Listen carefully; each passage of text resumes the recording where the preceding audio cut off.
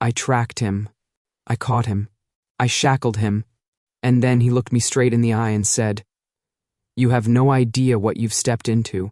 The northern village was little more than a cluster of crooked wooden houses hunched against the wind. Smoke leaked from chimneys in wavering columns, the smell sharp against the cold air. Snow clung to the roofs like heavy blankets, muffling every sound, except the creak of ice and the occasional bark of a starving dog. My boots sank deep into the powder, crunching with each step. I wasn't worried about being heard. My quarry wasn't listening for footsteps. He was too busy leaving them. The tracks cut across the open square and darted between sheds at the edge of the village. Quick, light, deliberate, he knew how to move on snow, how to angle his weight so it didn't sink as much. I felt a grim smile tug at my mouth. He was good. But, not good enough. Another job, another fugitive. That's what I told myself. Just another runaway Omega. Another bounty to drag back in chains. Keep your mind cold, Mars.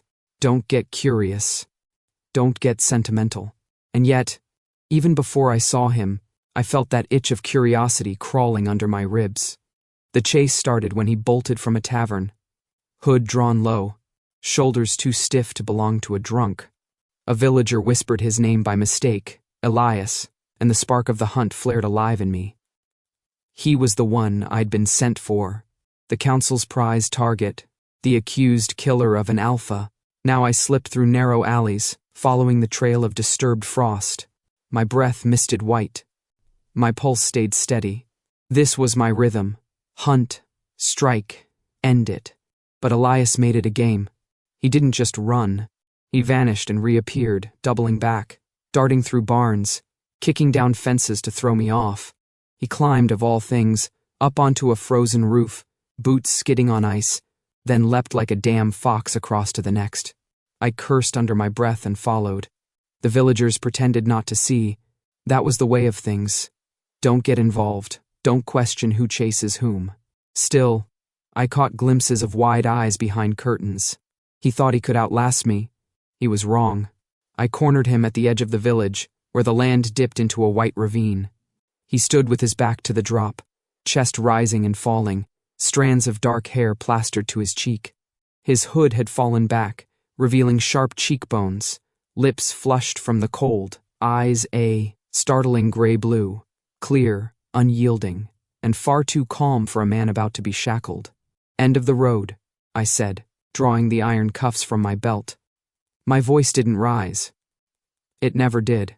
He tilted his head, studying me like I was the one caught. "Funny. That's what I was going to say to you." I moved. Quick, efficient. He tried to sidestep, but I'd been reading his rhythm for half a mile. I caught his wrist, spun him, and snapped the cuffs closed with a metallic finality. He hissed as the iron bit into his skin but didn't fight. Not really. Instead, when I yanked him back to face me, he smiled. A small, infuriating curve of his lips that said, "You think you've won." Most Omegas I dragged in were terrified, pleading, sobbing, sometimes spitting defiance before breaking down. Elias? He stood tall, spine straight, every inch of him radiating defiance not born of panic but of choice. His voice was low, almost amused. "Congratulations, Hunter. You've caught the wrong prey." I frowned. "You're Elias. You match the description. You were seen near the Alpha's death." "Descriptions are funny things," he said lightly. "They make you think you know a person, but you don't. Not even close." I tightened my grip on the chain between the cuffs. "You killed an Alpha. That's all I need to know." He laughed, sharp and sudden, like breaking glass. "If I'd killed him, do you think I'd still be breathing long enough for you to find me? They'd have torn me apart before sunset." My jaw clenched. His words needled at me, not because they were clever, but because they held an edge of sense I didn't want to acknowledge. "Walk," I ordered, jerking the chain. He didn't move. He just leaned slightly closer, voice dropping into something almost conspiratorial. "You're strong, I'll give you that. But you're playing the wrong game. You're hunting for the council, and the council—" His eyes flicked past me to the trees, as though shadows moved there. "The council has dirtier hands than you imagine. Enough? Touch a nerve? His grin widened. Good. Maybe you'll live long enough to thank me for it.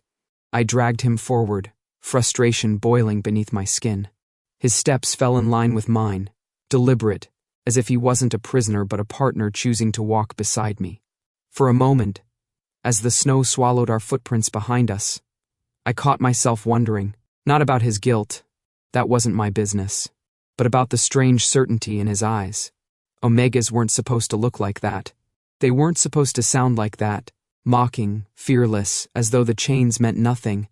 And worse, I felt the faint spark of something I'd buried long ago, interest. Curiosity. The hunt was supposed to end here, but somehow, I knew it hadn't even begun. The forest swallowed us whole. Snow blanketed the ground, a flawless sheet that gave away every step we took.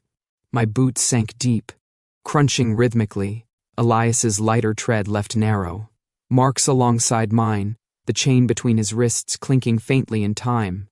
I kept my eyes forward, senses stretched for movement in the dark. Still, I couldn't ignore the sound of his voice behind me. You always this quiet, he drawled, or is it just hard to think of clever lines when you're walking with a smarter Omega? I didn't answer. Silence had always been my weapon. Let the quarry talk themselves into mistakes. But Elias wasn't mistaking anything. He was poking, needling, trying to worm under my skin. When I stayed mute, he huffed a laugh. Figures.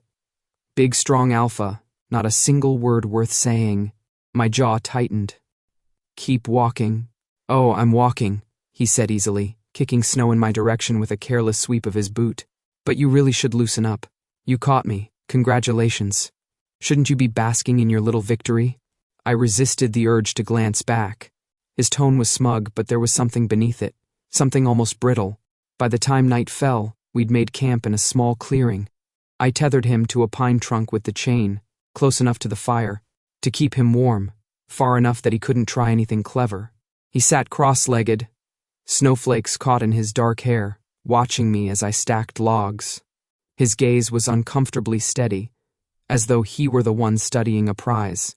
So, he said finally, where's the council planning to hang me? Public square, or do they prefer quiet executions these days? I threw a log into the fire, sparks spitting upward. You'll stand trial. That's not for me to decide. Elias laughed, low and humorless. Trial? Don't insult me. They've already written the ending. You're just the courier carrying me to it. I met his eyes across the flames. They gleamed with defiance. But I heard it then. The thin edge of exhaustion beneath the sarcasm. You think you know what's waiting, I said. I don't think, he shot back. I know. The council doesn't waste time on inconvenient Omegas. They erase us. Quietly, efficiently. You'll find out soon enough. I turned away, poking at the fire with a stick. His words were bait. They had to be. Yet a chill spread in my chest that had nothing to do with the cold night air. The forest was alive with sounds. The groan of ice-laden branches. The distant cry of an owl. The whisper of snow shifting under unseen weight. More than once I thought I saw shadows moving between the trees, quick as breath. Elias noticed too. He leaned his head back against the pine trunk, eyes half closed. You hear them, don't you? I stilled. What? Footsteps. Too light to be a bear. Too heavy to be foxes. He opened his eyes and smiled faintly. Congratulations again, Hunter. You're not the only one following a trail. I scanned the tree line. Nothing moved. Still, the hair at the back of my neck rose. You're imagining things, I muttered. Am I? His voice dropped, almost gentle. You think I ran this far just for the thrill of it? They want me dead, Mars. And if you're not careful, you'll end up in the ground beside me. The fire popped, throwing a brief glow across his face. His smile lingered, but it looked thinner now, stretched over something raw. Later, when the fire burned lower, and the forest sank deeper into silence, I caught myself watching him. He should have been shivering, chained, and weary after days of running. Instead, he leaned comfortably against the tree, eyes reflecting the embers, mouth curled in that same mocking half-smile. You keep staring, he murmured. People might think you're interested. I snorted. I'm staring because you won't shut up long enough for me to forget you're there. Ah. So you admit you notice me. I didn't take the bait. He sighed dramatically, tilting his head. You know, it's a shame. You seem tolerable, almost likable if you'd learn to speak more than 3 words at a time. And yet you're marching me to my death. I tightened the chain where it wrapped around the pine, the iron links rattling. Sleep. Tomorrow we move at dawn. Elias chuckled softly, settling back against the bark. Sweet dreams, Hunter. If the council doesn't kill you first. I lay beside the fire, cloak pulled over my shoulders, but rest didn't come easily. His words wormed into the cracks of my mind, stirring thoughts I had no business entertaining. Another job, I reminded myself, another fugitive, another Omega to deliver. Yet in the darkness, I couldn't shake the feeling that for the first time, I was the one being hunted. The snow fell heavier by morning, thick flakes drifting down like silent ash. We had barely broken camp when the forest went too quiet. No bird call, no creak of branches, just the steady crunch of our boots. Every instinct in me screamed trap. I slowed, scanning the trees. Elias smirked as though he'd noticed before I had. Told you we weren't alone. I silenced him with a look, hand tightening on the chain. That's when the first arrow hissed past my shoulder and buried itself deep in the snow. 3 figures stepped out from the tree line, cloaked against the cold, eyes glowing faintly in the dim light. Alphas, armed, fast, and hungry. One called out, voice carrying in the still air. Step aside, Hunter. Hand over the Omega. My grip on Elias's chain hardened. He's my prisoner. He faces council trial. The lead alpha barked a laugh. Trial? Don't waste my time. Orders are to finish this now. You walk away, you live. Stay in our way, you join him in the dirt. Elias muttered under his breath. Told you? They lunged. I moved without thought, steel flashing as my blade left its sheath. Snow exploded under our boots, each impact muffled yet sharp. The first attacker came at me head-on. I met him with a slash that sent him reeling back. The second tried to flank me, forcing me to spin, block, strike again. The chain rattled. Elias ducked low, shackled hands snapping forward like a whip. He caught one alpha off guard, hooking his foot behind the man's knee and dragging him down into the snow. What the? I barked. He grinned, breath misting in the cold.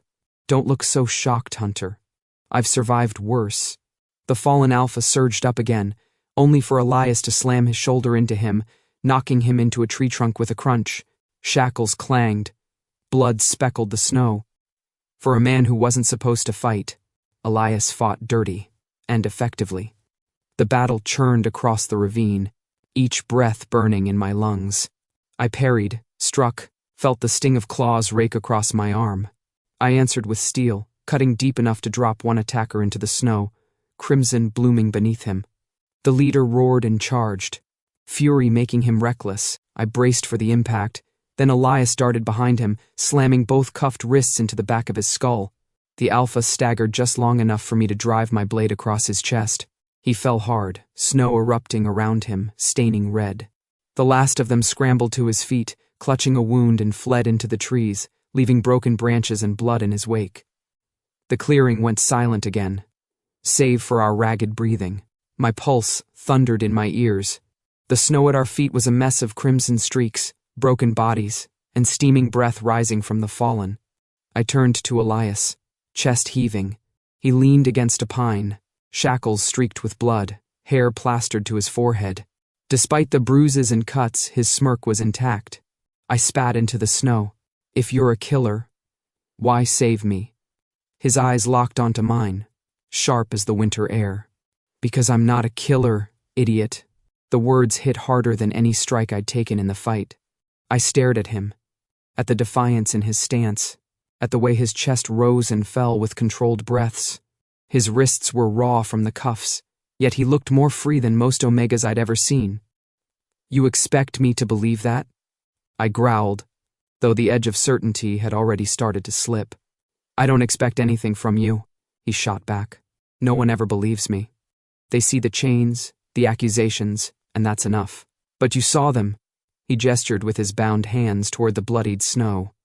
They weren't here to arrest me. They came to silence me. The truth of it hung in the air, sharp and undeniable. I cleaned my blade on the snow, though the stain on my thoughts didn't fade. He was right. If the council wanted him alive for trial, why send assassins? Why not reinforcements? Elias studied me, eyes narrowing. Beneath his sarcasm, there was anger. A deep, desperate kind of anger. You still think I'm lying? He asked quietly. I didn't answer. Couldn't. Instead, I tugged the chain, guiding him forward. My hand trembled faintly around the iron links. Not from exhaustion, from doubt. We moved on through the ravine, our footsteps cutting a new trail over blood and snow. For the first time, I wasn't sure which of us was truly the hunter. The cabin was little more than a sagging shack in the middle of the forest, half buried beneath snowdrifts. Its roof leaned at an angle, gaps stuffed with moss and old rags. But it kept the wind out. That was enough. I pushed the door open with my shoulder, the hinges groaning, and guided Elias inside with a sharp tug of the chain. He looked around with a faint smirk, as though he'd expected worse. Well, he murmured, 5 stars. If you like splinters. I ignored him, stoking life into the fireplace. The wood was damp, but soon enough flames licked upward, crackling and filling the air with warmth and smoke. Elias lowered himself onto the floorboards, chains rattling, and leaned back against the wall. The flicker of firelight carved shadows along his face, highlighting the stubborn tilt of his jaw. Silence, stretched. Not comfortable, not hostile, just taut. His presence filled the small cabin too easily.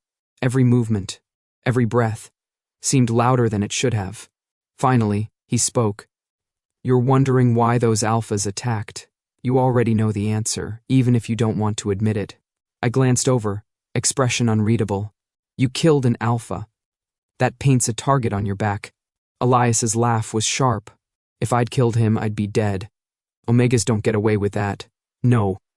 He was killed by his own pack because he knew too much. And I saw it happen. The words sank into the silence, like stones breaking ice. He leaned forward, eyes locked on mine. That's why they're after me. Not because I did it, but because I didn't look away. I studied him, every line of his face. He looked too calm, too certain for a liar. But belief was dangerous. Belief got hunters killed. You're the most talkative prisoner I've ever had, I muttered. His lips curved. And you're the most boring hunter I've ever met. I'm doing you a favor. Giving you someone to listen to. You'd thank me if you weren't so emotionally stunted. I snorted despite myself, turning back to the fire. You think sarcasm makes you likable? No, he said, stretching his legs out, shackles clinking. But it keeps me alive. The fire popped, sending sparks into the gloom. For a long moment, neither of us spoke. I busied myself with checking the edges of my blade, though my attention kept sliding back to him. His hair was still damp with melted snow, sticking to his forehead. His breathing was steady, but his eyes were restless, darting toward the door, toward the window, always watching. Not a weakling, not a victim, something else. When I shifted closer to adjust the firewood, my hand brushed against his. The contact was brief, accidental, but enough to draw both our gazes downward. His skin was cold against mine, but the spark that jolted up my arm had nothing to do with the temperature. Elias raised an eyebrow, slow and deliberate. Careful. People might think you're warming up to me. I pulled back at once, heat pricking my neck. Don't flatter yourself. He chuckled, low and knowing, and leaned back again. But his eyes lingered on me longer than before, softer in the glow of the fire. The cabin settled into quiet once more, though not the same silence as before. This one was charged, a current running beneath the floorboards, beneath our guarded words. I told myself it meant nothing. He was still a fugitive. I was still the hunter meant to deliver him. But as the firelight flickered over his face, shadows dancing across his smile, I couldn't shake the sense that something fragile and dangerous had cracked open between us. The storm had eased by nightfall, leaving the world sharp and brittle under a moon that looked carved from ice. The road stretched before us, half buried in snow, lined with black trees heavy with frost. My grip on the chain was steady, though each step felt heavier than the last. Elias walked beside me, shackles glinting faintly in the moonlight. His breath misted in even puffs, his expression annoyingly relaxed for a man bound and hunted. "Cheerful night for an execution march," he said, tone almost conversational. "Quiet," I muttered. But the forest was already too quiet, the kind of silence that pressed against your skull. My hand drifted to the hilt of my blade. The first attack came fast. Snow exploded at our left as a figure burst from the shadows, blade raised. I shoved Elias back, meeting the strike head-on. Steel rang against steel, the vibration jolting through my arm. Two more emerged from the trees, their eyes catching the moonlight. Alphas again, but heavier armed. Better trained. Their movements were efficient, coordinated. This wasn't a random ambush. This was execution. Elias ducked low, shackled hands, snapping up to block a blow that would have split his skull. He twisted, kicked out, and his attacker stumbled, crashing into the snow. "Careful," Elias called out, panting. "I thought I was the prisoner here." I didn't have time to answer. One alpha lunged, blade aimed for my gut. I parried, countered, drove him back, snow scattering under our boots. The second came from behind. Elias shouted a warning, and I spun just in time to block the strike. The fight was brutal, a blur of motion, snarls and crimson staining the snow. My breath came harsh, vision narrowing. One attacker fell, throat slashed open, blood steaming in the cold. Another staggered when Elias rammed him with his shoulder, giving me the opening to drive steel deep. The last fled into the trees, leaving only silence and the wreckage of bodies cooling in the snow. I stood there, chest heaving, blood dripping down my arm. The forest smelled of iron and smoke from our breath. And it hit me with sudden clarity. They weren't trying to capture Elias. They weren't even calling for his surrender. Every strike had aimed to kill. This wasn't a hunt for justice. It was a purge. I turned to him. He was leaning against a tree, wrists raw from the cuffs, his chest rising and falling, eyes fixed on me. "You see it now," he said quietly. No sarcasm, no smirk, just the bare truth. I exhaled hard, the realization settling like stone in my gut. The council hadn't sent me to deliver him to trial. They'd sent me to make sure he didn't survive the journey. For the first time, the chain between us felt wrong. I pulled it loose, the metal cold against my hand, and stared at him. He raised a brow, mouth twitching back into that infuriating half-smile. "Go on. Say it. Say you actually like me. Don't push your luck," I muttered, though the words came out rougher than intended. He chuckled, even through the blood and exhaustion. That sounded dangerously close to affection. I scowled, shoving the chain back into place, though not as tightly. "It means you're not dying tonight. Don't mistake that for anything else." But inside, I knew the line had shifted. I wasn't delivering a fugitive anymore. I was protecting him. The road stretched ahead, littered with blood. Moonlight glistened on the crimson patches that dotted the snow, stark against the silence of the forest. Elias limped beside me, his shoulder brushing mine when the path narrowed. Despite the exhaustion dragging at me, that simple contact sent a ripple of awareness through my chest. I tried to shake it off. He was still dangerous, if not with a blade, then with his words. And yet, when he glanced sideways and grinned, I found myself almost grateful for the sound of his voice. "Careful, Hunter," he murmured. "You keep saving me. People will talk." I didn't answer. Couldn't, because for the first time I wasn't sure I'd argue with them. Elias led me off the road and into a thicket of black spruce, our tracks swallowed by the drifting snow. We walked in silence, the kind that isn't empty but crowded, by questions, by the weight of what we'd done and what we hadn't yet. Eventually the trees parted to reveal a field, and, at its edge, a collapsing barn crouched under a sagging roof. Moonlight painted its boards in silver and shadow. He stopped at the warped door and glanced back, gray-blue eyes catching mine. "Try not to be impressed." "I won't," I said, though I already was, for the way he'd found a path with no footprints, for the quiet steadiness that hadn't left him since the fight. Inside, the barn smelled of hay gone sour and iron gone old. Wind hissed through gaps in the planks. Somewhere mice rustled in the walls. Elias crossed the dirt floor to a moldering feed bin, sank to his knees, and knocked 3 times along the rim. Hollow. He pried up a false panel with the edge of his cuff and pulled out a wrapped oilcloth bundle. "What is it?"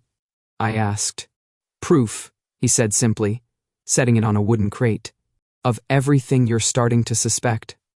I stood close enough to watch, but far enough to pretend distance. He unrolled the oilcloth, revealing stacks of papers tied in string, a ledger with frayed corners, and 2 sealed envelopes stamped with a pack sigil I recognized, and didn't want to. Elias lit a stub of candle, the flame trembling in the draft. Shadows climbed the beams and pooled under our feet. He handed me the ledger first. "Start there. Page 16. I opened to the marked page. Neat columns. Names. Dates. Payments. A notation in the margin. Sable River. Shipment off books." My jaw tightened. "This is council work." "It's pack work," he corrected softly. But the council blessed it with silence. I turned another page. A letter written in a different hand, clipped and careful. "Your discretion will be rewarded. The Alpha is growing curious." Then another, later. "Problem solved." My pulse thudded in my throat. Elias watched me read, his expression stripped of jokes. "He found out," he said. "He was ready to call them out. And then," he gestured at the second envelope. "Open it." Inside lay a single sheet, speckled with what might have been old rain or old blood. An order. It named no names. It didn't have to. It carried the sigil of the pack's steward and a seal I'd seen on council decrees. "Contain the witness. If necessary, remove." The word "remove" was underlined. My fingers tightened around the paper until it crinkled. "You were the witness." "Yes." He held my gaze. "And the Alpha. He was dead before they wrote that." I wanted to argue. The old reflex: deny, dismiss, reduce it to something easy. But the ledger didn't lie. The seal didn't lie. And neither did the memory of those Alphas who'd attacked us with no intention of taking him alive. "Why show me this?" I asked, hearing the roughness in my voice. "Because you're the only one they let close enough to finish the job." He tilted his head. "Because you didn't." We stood in the candlelit hush, the wind scratching at the boards outside like a restless animal. The barn felt smaller by the breath. He set the papers back with careful hands and winced. The movement tugged at a split in his sleeve. Blood had dried at his shoulder where a blade had kissed too near. I reached for him before I could think and got a warning glance in return. Not quite a flinch, not quite trust. "Sit," I said. "Let me see. Bossy," he murmured. But he obeyed, lowering himself onto the crate. I tore a clean strip from the hem of my cloak, dipped it in the snow piled along the wall, and pressed it gently to his shoulder. He hissed, jaw tightening. "Sorry. Lie," he said through his teeth, the corner of his mouth fighting a smile. "You like making me say ow?" I didn't. Not him. I met his eyes, and whatever he read there made his smile fade into something quieter. "You're shaking," he said. "It's cold." "It's not just that—" I didn't answer. My hands moved on their own, cleaning the cut, winding the cloth. His skin was warm under my fingers, too warm for the room, the pulse in his neck steady and loud. When I tied the knot, my knuckles brushed his collarbone. He inhaled, a breath too sharp for a man who had learned not to show pain. "Thank you," he said, softer than before. The words landed like a hand on my chest. We were close, closer than we'd been in the cabin, closer than the fights had allowed. His knee bumped mine. The chain between his wrists lay slack across his lap, the iron a dull line in the candlelight. "I'm still your prisoner," he said after a moment, as if to remind us both. "I know," I said. "And you're still the hunter." "I know that too." We looked at each other over the ledger and the candle and the knowledge of what waited if we stepped back onto the road. The barn creaked like a ship in a slow sea. Somewhere in the rafters, snow slid and thumped. "You don't have to trust me," Elias said. "But don't pretend you haven't chosen a side." I thought of the men bleeding in the snow, of my orders that had never set alive, of the seal, grim and impersonal. The truth was an iron taste at the back of my tongue. I won't take you to them, I said. Saying it out loud changed the shape of the air between us. Not now. His breath left him in a sound that was almost a laugh, and almost a sob. Then the laugh won. Careful, Mars. Say something like that and people will talk. People already talk. He tipped his head. About us? His grin flashed. Scandalous. Arrogant, I said. Correct, he said. The humor should have broken the moment. Instead, it steadied it, gave it a rail to hold. I reached for the chain, more out of habit than intent, and he caught my wrist before I could lift it. His fingers were cold and sure around my pulse. Don't, he said. Not an order. A request. Not tonight. I could have pulled free. I didn't. His palm warmed my skin. My other hand, traitor that it was, rose to the line of his shoulder, to the bandage I'd tied, to the curve where neck met collar. I felt him swallow. You're not good at being gentle, he whispered, words barely a thread. You either, I said. A small huff of laughter, nervous, disbelieving, skipped between us, and then we were moving. At the same time, breath and gravity and something that felt like falling toward fire. Our mouths met clumsily, then again, less so. The kiss wasn't soft. It wasn't careful. It was relief, and anger, and restraint, pulled taut until it sang. He tasted like wind and smoke. My hand slid to the back of his neck, his fingers curled into my coat as though to anchor us both. When we broke for air, foreheads touching, the candle guttered and caught again. He smiled against my mouth, the kind that showed teeth and hope. Tell me this means we're not enemies, he said. It means we stop lying, I answered. About which part? All of it. He leaned back just enough to see my face, searching for the catch, the trick, the flinch. Finding none, he exhaled like a man who'd held his breath for years. Outside, the wind rose and fell, a long, low sigh across the field. I eased the chain down onto the crate beside the papers, letting the iron rest. Elias watched the motion and said nothing, only reached out and laced our fingers. Together, the cuff biting into both our knuckles so we felt it equally. We'll need to move before dawn, I said, already cataloging exits, paths, risks. We will. He squeezed my hand. But for 1 hour, we can be human. I almost told him I wasn't sure I qualified. Instead, I kissed him again. Slower this time.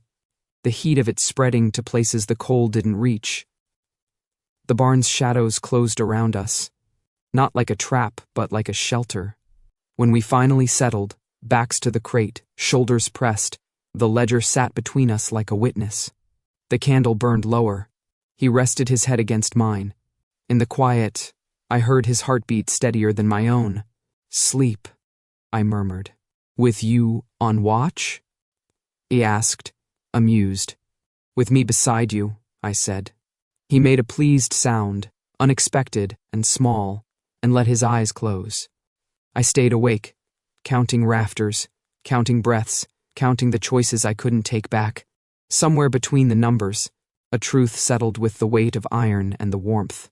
Of a hand, whatever we were before, hunter and quarry, we weren't that anymore. We'd stepped into something else, something with sharp edges and a center like fire, and for once, I didn't want to step out. We reached the valley before dawn, when the snow was palest blue, and the world held its breath.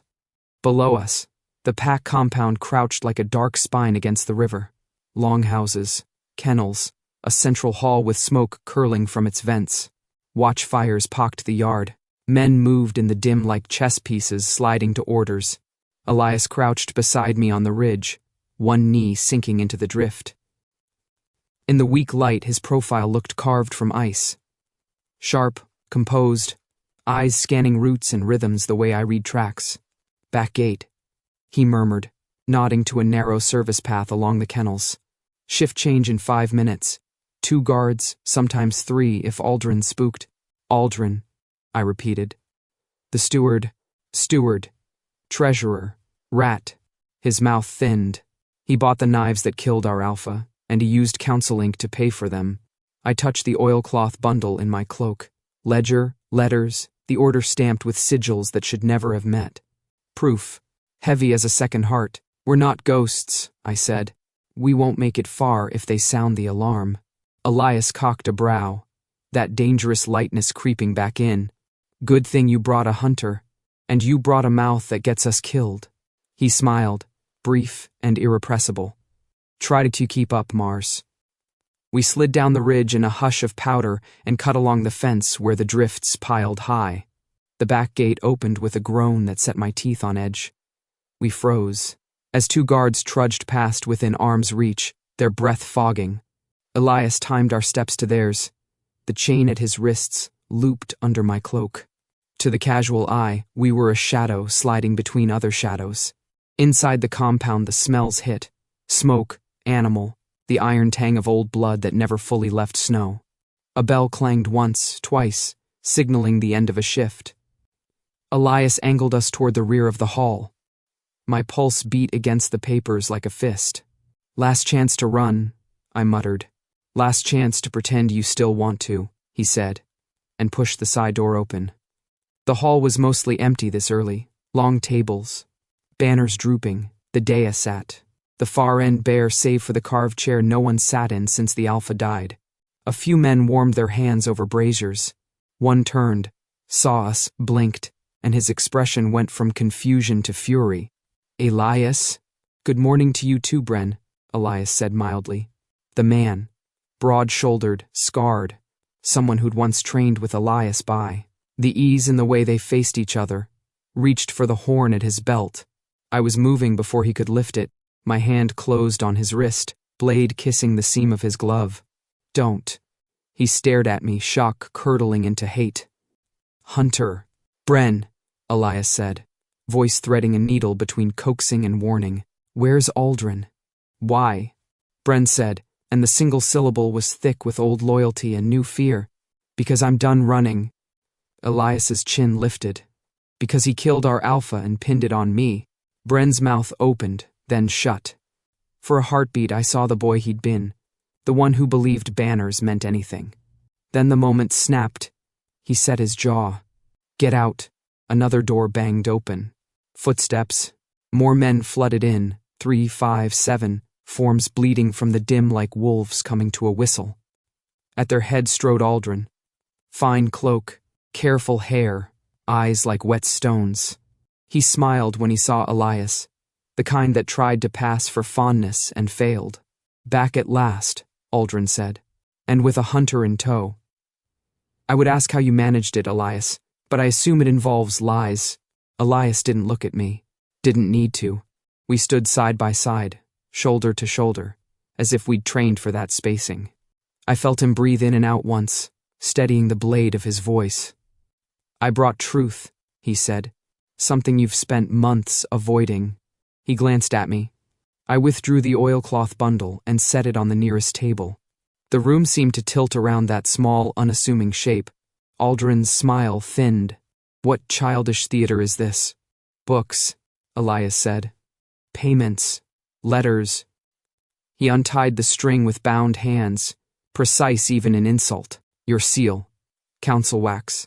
Orders to remove an inconvenient witness. A murmur rose, low, uneasy. Bren took a step closer despite himself, eyes skimming the ledger as I opened it to the marked page. Names, dates, sums. In cold ink, the heat of everything wrong. You forged those, Aldrin snapped. I slid the second envelope to him. Open it. He didn't move. For the first time, something flickered under his smooth exterior.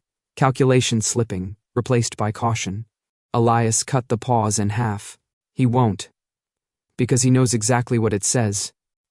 Bren's gaze darted between us and Aldrin. My brother asked you about the shipments, he said slowly, voice cracking against a truth he hadn't wanted. 2 days before he died, he asked. Aldrin agreed, tone syruped with pity. And then he fell from his horse. Tragic. He didn't ride that day, Elias said. I was with him. Something in the room broke, an intake of breath that wasn't quite a gasp, chairs creaking under sudden weight. Aldrin's hand lifted, casual as brushing snow from a sleeve. The door behind us opened again, and 4 men moved in, faces flat, hands on hilts. The steward's voice cooled. You come into my hall with fictions and expect what? Contrition? His gaze slid to me. Hunter, you are far from your leash. If you hand the Omega over now, I will write the council that you acted in good faith. If not, I will report that you were killed by a fugitive resisting justice. Justice, Elias repeated, like the word hurt. Is that what this stinks like? I stepped half a pace forward, instinct putting me between the new men and Elias. You sent killers, I said. Twice. They weren't here to arrest him. They were here to enforce order, Aldrin said. Order you paid for with blood. I tapped the ledger. I know Council Inc. I carried its orders long enough. This one isn't a trial order, it's a purge. He didn't deny it. He didn't have to. His eyes said enough. Cold certainty that the machine would grind us into powder and not notice. Then grind this, Elias said. He lifted his bound hands and knocked once against the table. Soft, almost genteel. Then he raised his voice, not shouting, but shaping the sound the way you shape a blade, Bren. You wanted proof, read it. Bren hesitated. Aldrin's stare could have frozen water, but Bren reached anyway. His fingers shook as he skimmed the first page, then the second, then stilled on the order with the underlined word. When he looked up, his face had aged a decade. Steward, he said hoarsely, what did you do? Protected you, Aldrin said. From a reckless alpha who would have dragged us into ruin, from a witness who would have fed us to the council's dogs to polish his conscience. I did what leaders are forced to do while children wring their hands. You killed him. Bren's voice splintered. You killed our alpha. Words, Aldrin said. And then he flicked his hand again. Enough. Swords hissed free. The room erupted. The first enforcer lunged for Elias. I met him mid-stride, blade on blade, and felt the shock ring up my arm. Another came from my right. I pivoted, slashed low, the floor slickening pink under fast feet. Elias ducked under a wild swing and drove his shoulder into a gut, sending a man sprawling. Shackles were a handicap until he turned them into a weapon. Iron smashing cheekbone, iron deflecting steel. Left, he warned, and I spun into his call, parrying just as a blade flashed at my ribs. We moved like that. Call and answer, strike and shield. Two halves of a shape I hadn't known my body remembered how to make. Aldrin backed toward the dais, voice cutting through the chaos. Kill them both. Try harder, Elias panted, and headbutted a man who'd grabbed his sleeve. Blood spattered his cheek, a bright slash against Winter's skin. Bren surged into the fray with a roar that sounded like grief and oath at once. His blade met a former friend's, with a crack that echoed. For Rion, he shouted. The Alpha's name a bell tolling in the rafters. 3 against 1, 4 against 2, numbers pressed hard. My shoulder burned. My palm slipped on a hilt wet with something warmer than snow. Elias went to one knee when a blow caught him across the back. I stepped over, him, cutting high, then low, making a wall of my body until he pushed up again. Stay down, I snapped. He bared his teeth. Not a chance. We drove them back in a rush that felt like breaking ice. One man slammed into a pillar and crumpled. Another dropped his sword when Bren's went through his forearm. The last two hesitated. The room held its breath again. What now?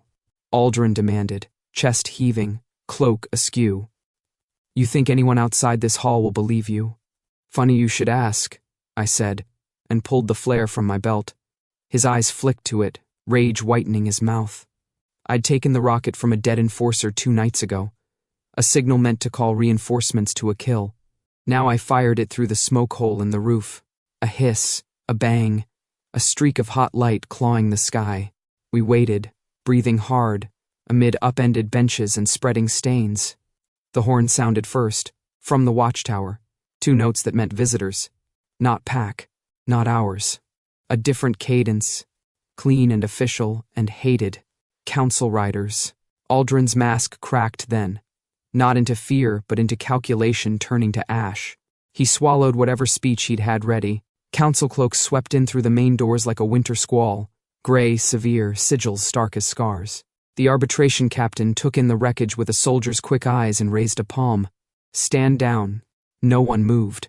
Elias lifted the order with the underlined word and held it up. His voice was hoarse but steady. Council seal, steward's signature, ledger entries listing bribes. I request arbitration and protection as witness. The captain's gaze snapped to the seal and stayed there. A muscle jumped in his jaw. In that taut heartbeat, I saw the machine hesitate, its teeth misaligned, forced to grind itself or risk spitting out a truth it couldn't swallow. Steward Aldrin, the captain said at last, flat as a guillotine. You will come with us. You have no jurisdiction, Aldrin spat. We have ink, the captain replied, and 2 gray cloaks stepped to either side of Aldrin with the inexorability of weather. He lifted his chin like a man walking into legend and found only the end of a corridor. It wasn't triumph, I felt. It was something emptier and cleaner, like air after a blizzard, when the damage is done and all that remains is counting. Bren sagged against a table, sword point carving a groove in wet wood. He looked at Elias, eyes raw. I believed him, he whispered, meaning Aldrin, meaning 100 nights of easy obedience. Elias's jaw worked. I did too. Once, Bren nodded, a broken thing knitting. I'll testify. The captain began issuing orders, cordons, statements, bodies removed, the hall sealed. Noise returned in practical forms. Boots, commands, the scrape of benches. Through it, Elias drifted to my side until our shoulders touched. You fired their flare, he said, voice pitched for me alone. I used their rules, I said. He huffed a tired laugh. Look at us. Very law-abiding. My hand found his for a moment under the table's edge, the brief press of fingers where no one was looking. The chain between his wrists was still there, but it felt like a relic. Already. Something from a story we decided to stop telling. Stay with me, he said suddenly. Not coy. Not mocking. Don't hand me off and walk away. I wasn't going to, I said. He tilted his head toward the ruined room, then toward the bit of sky showing through the smoke hole, pale as a promise. Good. Because this isn't over. No, I agreed, and my mouth curved in something that felt wrong to call a smile. It's just begun. We stood like that while the council wrapped the hall in procedure and rope, while Aldrin. His cloak was pinned back to show his wrists, while Bren gave his first halting account. We didn't look at the blood. We didn't look at the chair on the dais that would have to hold weight again. We watched the doorway instead, as if the future might arrive through it, and when Elias leaned, into my shoulder, not staggering, not leaning on me, just choosing to stand nearer, I leaned back. 2 halves of a shape I finally recognized. A pair, whether anyone else had noticed yet or not. The council did what they always did. They wrote their verdict in ink and blood. Only this time, the ink was turned against their own. Aldrin and his loyalists were shackled in the very chains meant for Elias. The ledger and letters passed from hand to hand. Signatures weighed, seals examined. The words remove the witness whispered through the compound like smoke until no one could deny the fire it came from. By dawn, the Pax Hall looked less like a battlefield and more like a courtroom that had eaten itself alive. Men whispered in corners, uncertain whether they were victors or survivors. Bren gave testimony with a voice that cracked but never broke. And through it all, Elias stood, not as a fugitive, not as prey, but as the only one who had spoken the truth when it would have been easier to vanish. When the council captain finally turned to him and said, "You are free," it sounded less like mercy and more like a debt being repaid. We left before the compound stirred fully awake. The snow had stopped, leaving the world washed clean. The sky a pale wash of rose and gold. The ridge looked softer in morning light, shadows blurring, blood hidden beneath a thin new skin of frost. Elias walked beside me without shackles for the first time since I'd found him. He rubbed at his wrists where the iron had bitten, then flexed his fingers as though testing the concept of freedom. His breath rose in plumes, his expression unreadable. "You should smile," I told him. "You're alive." He glanced sideways. "And you look disappointed." I almost smiled back. "Almost." "You're exhausting." "That's rich," he said, and shook his head. "You've been scowling since the day we met. Thought I'd see your face crack in half before I'd see you laugh." I didn't argue. I didn't need to. The silence that followed wasn't the old tense silence, sharp as blades. It was easier, like the space between notes in a song. We found a rise overlooking the valley, the sun edging higher, catching on the frost until the world shimmered. Elias stopped there, turning, so the light struck his hair in a pale halo. He reached into his coat and pulled out something small, leather wound tight around a glint of metal. I frowned. What's that? A tradition, he said. Old pack custom. Maybe older than that. He unwound the leather and held up a simple bracelet. Braided cord threaded with a clasp of iron and silver. Nothing ornate, nothing ceremonial. Just solid, meant to last. I blinked. Elias. He stepped closer, smile tugging sly at the corner of his mouth. Don't look so alarmed, Hunter. It's not a trap. Well, not the kind you're used to. He took my hand, rough fingers cool from the morning, and fastened the bracelet around my wrist before I could stop him. The clasp clicked with finality, snug against my skin. I stared down at it. You're serious? His grin widened. Too late to refuse. That's binding now. Pack law. I raised a brow. You tricked me. I prefer outmaneuvered, he said, tone smug. Besides, you're the one who kept choosing me over your orders. Thought you deserved something to show for it. The bracelet was light, almost unnoticeable, and yet I felt it like a weight in my chest. Warm, steady, undeniable. You realize what this means, I said finally. Pair bonds aren't casual. Neither are we, Elias said. His voice softened, losing its edge for once. I don't want a shield, or a keeper. I want someone who'll stand beside me even when it's hell to do it. You've already proved you will. I looked at him then, really looked, at the stubborn set of his jaw, at the tired shadows, under his eyes, at the spark that hadn't dimmed even when the world wanted him buried. He was right. We weren't casual. We weren't temporary. Usually, I said slowly, the Alpha puts the bracelet on the Omega. Elias's smile turned wicked. Then I guess we're unusual. The laugh that left me was real this time, rusty but alive. He looked startled by it, then pleased, like he'd won something he hadn't been sure he could. We stood in the dawn a while longer, the silence companionable, the cold biting less now that it had competition. Elias leaned against me, shoulder pressing mine, not for balance, but for the simple fact of being able to. You know, he said eventually, this doesn't mean I'll stop mocking you. You're far too easy a target. I'd be worried if you did, I said. He tilted his head. You really would? Without your noise, I said. The road would be too quiet. He laughed, soft, and it warmed more than the rising sun. Below us the valley began to stir, smoke curling from chimneys, figures small as ants moving through the snow. Somewhere behind us, the council would write more decrees, pass more judgments, feed the machine that had nearly ground us under. But here, on the ridge, it didn't matter. What mattered was the weight of a bracelet on my wrist, the warmth of a man who refused to bow, the truth we dragged into the light together, and the choice we'd made to stand side by side. I turned my hand, letting the bracelet catch the dawn. Elias watched, eyes glinting, and for once he didn't speak. He didn't need to. Some things didn't require words.